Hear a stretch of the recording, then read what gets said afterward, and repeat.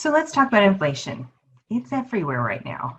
On the news, they're talking about inflation. In the newspaper, they're saying, how do we hedge against inflation?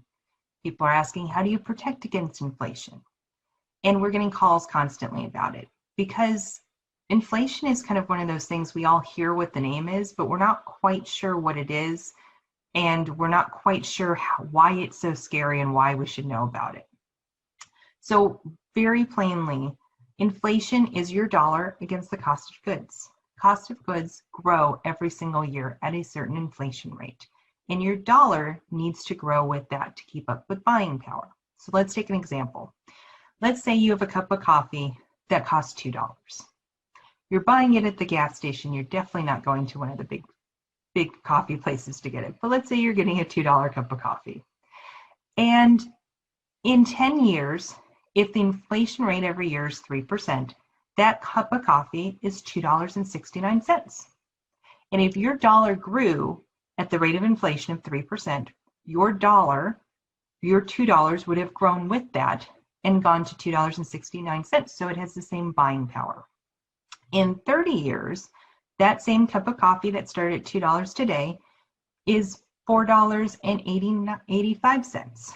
So that's what inflation does. The cost of goods grow, and your dollar needs to grow with that to have the same buying power. So 3%, okay, that's pretty historical rates. But let's look at if we just increase inflation a little bit to maybe 5%.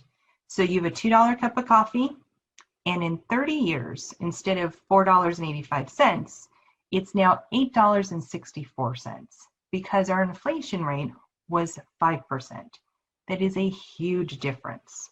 That is a huge gain of cost over the 30 years. And so your dollar needed to keep up with that, and it needed to grow 5% every single year to have the same buying power.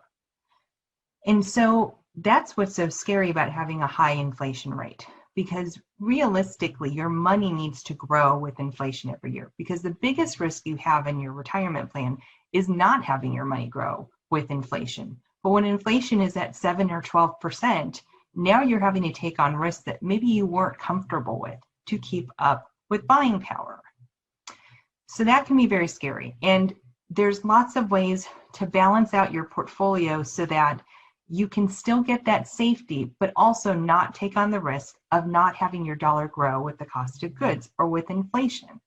And so there's lots of different techniques you can do. There's many different strategies out there. It's really about sitting down with your professional. And if you don't have one, please give us a call. We'd be happy to go through this with you and putting together a strategy, because every year inflation is going to be different. We've been in a very low inflation environment recently, and it might go up. Probably will. But if you don't have a plan for it, that's when it can really hurt you. Your plan needs to be in place, and it needs to be flexible because things change constantly. Taxes change, inflation rates will change, the market's going to change. We're going through an extremely volatile market right now, and that was after a period where we've gone up in the market so dramatically since last year.